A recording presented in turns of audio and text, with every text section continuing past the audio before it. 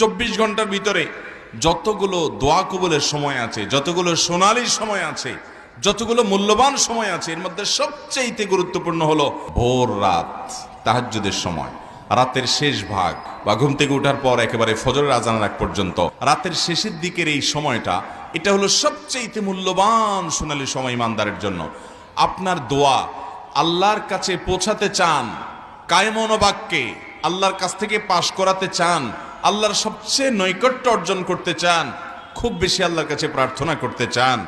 সিজদায় আল্লাহর কাছে বান্দার সবচেয়ে কাছাকাছি যেতে পারে। আর ভোর রাতের দোয়া, এটা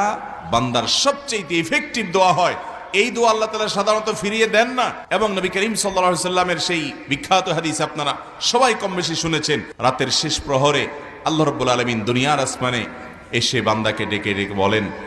কোন বর্ণনা আসছে যে আহ্বায়ক কোন এক ঘোষণা দেয়